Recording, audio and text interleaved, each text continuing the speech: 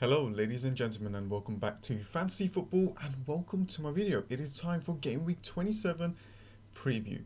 But let's have a quick look at Game Week 27 and see how well my team did for that game week. And as you all know, Game Week 26 was just way too long. And to be honest with you, I kind of got bored. Of this game week and just this game. I think it's just because of this winter break. I mean, it's helping the players, but it's not really helping the game. However, Game Week 27 is here. There is some exciting game weeks to look towards to, like the blank Game Week 28, the blank Game Week 31, and we've got double game weeks coming through as well. So there's a lot of talk within the community on what the strategies are going to be. But for me, I'm just going to be concentrating on Game Week 27 and Game Week 28. So yeah, let's quickly go through Game Week 26. I don't want to talk about it too much because it's just been a long week. I want to give you guys a little bit of like an overview. So 57 points, just above the average of 56. So it wasn't the best game week, but it was okay. So the rank is around 285.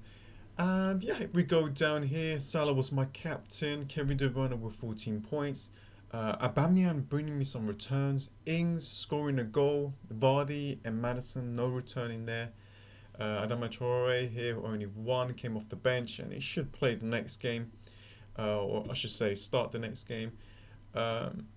Stevens here, he had a couple of chances, he could have scored but conceded, but because being at this price tag, it's actually not too bad.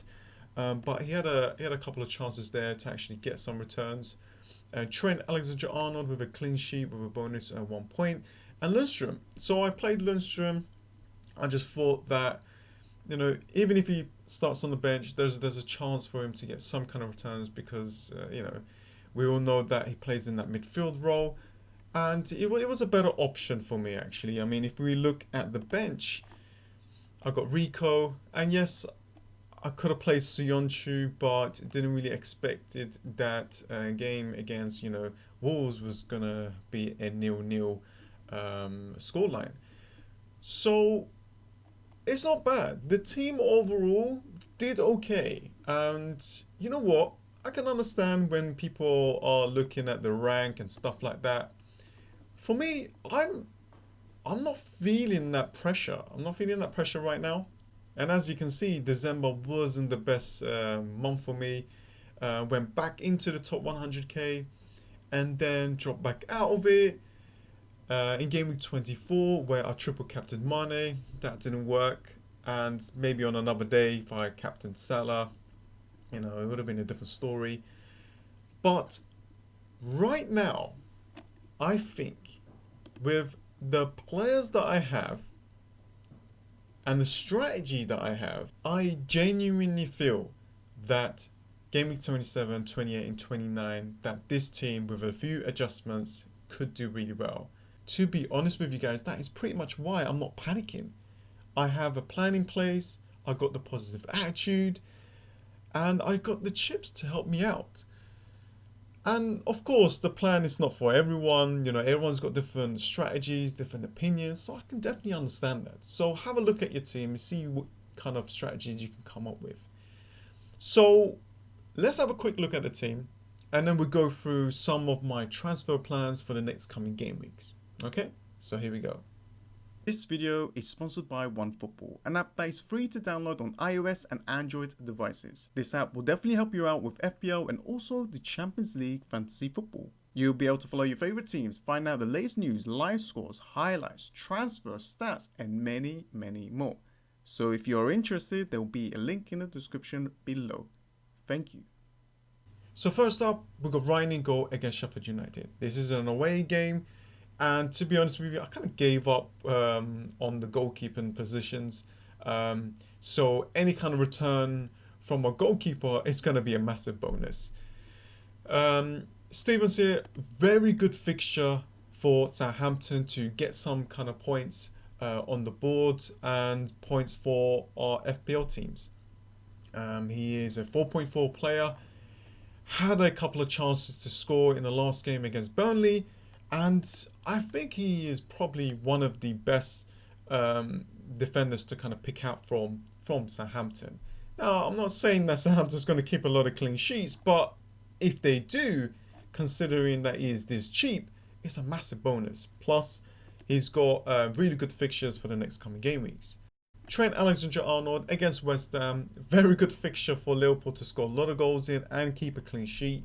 I will be playing Lundstrom at home against Brighton, so if this fixture becomes 0-0, it'll be the best outcome. Hopefully that he will play. It was his birthday last week, so really good chance for him to start. I hope he starts. If he doesn't, then I do have some bench players to kind of help me out. Next up is Maddison against Manchester City at home. Now, I could make a transfer and go for Bolly by removing Rico, but I think the best thing that I can do for this game week is actually bank the transfer and then kind of adjust for game week 28. So I hope that Maddison would get me some kind of returns. I doubt it, but I hope. Adama Traore, very good chance for him to start. Chance for him to get some returns at home against Norwich. Next up is Kevin De Bruyne away against Leicester City. Now, just be careful with Manchester City assets.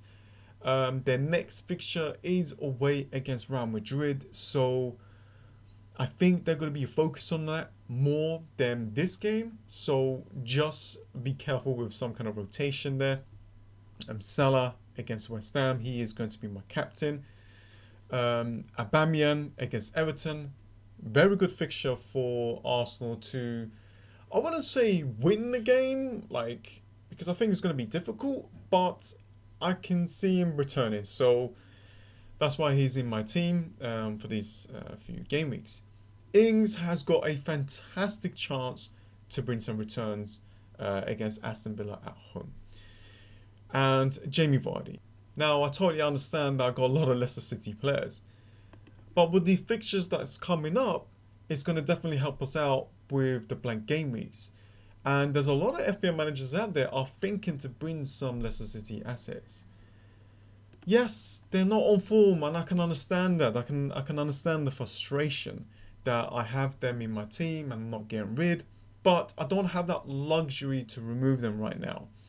I think holding them on right now is probably the best option for me. And the bench, got Rico.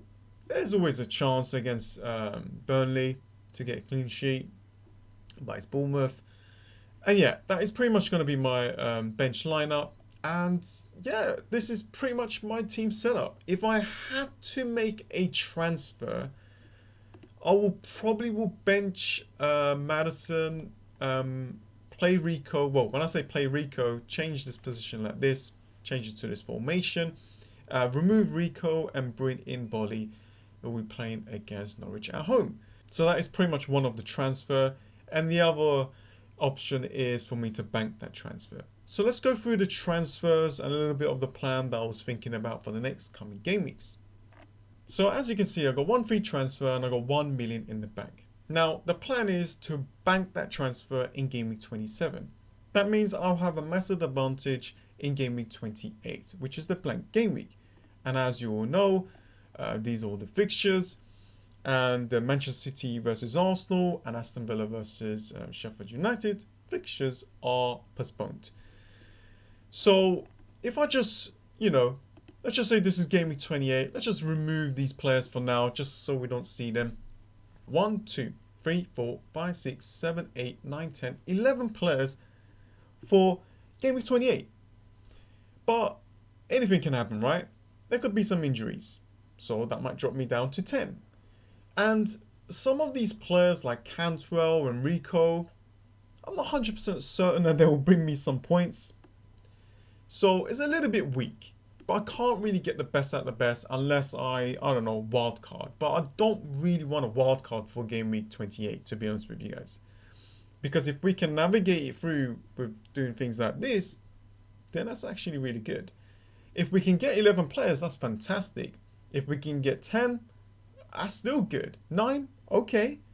But then when it becomes to like 6 or 5, there's a little bit of a problem there. So what I can do, if I just put these players back, as you can see, I got Aubameyang. Now, if I have 2 free transfers, I can remove Aubameyang that has got blank in Game Week 28, and I can bring in Firmino or Raul Jimenez. And there we go. I'll still have a lot of money. Don't worry about this. I will have 1 free transfer still, and I could hold that transfer and go to Game Week 29 and adjust again, and then kind of prepare for Game Week 31. So there is a lot of possibilities. Or I could just use both of my transfers in Game Week 28.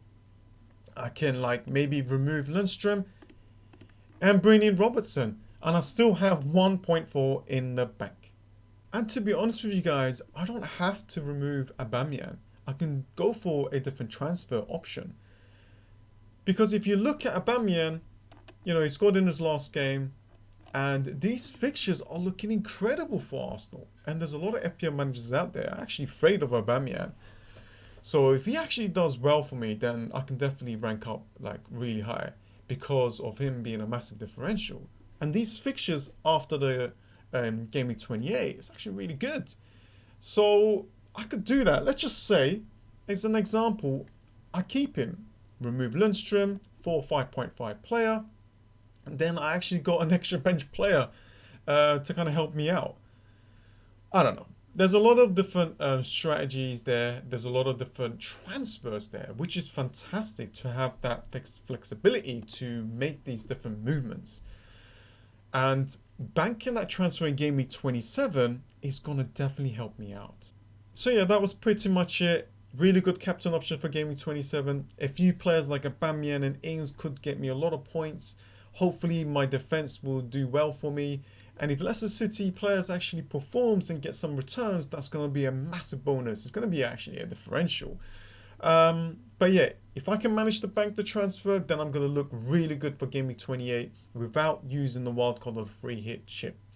And of course, I still have those chips, and I feel like I could gain and I can get to the rank that I actually want. Okay? Let's have this positive attitude. Thank you so much for joining, guys. Thank you so much for the support. Smash that like button. Subscribe if you're new. And have a good Game Week 27. See ya.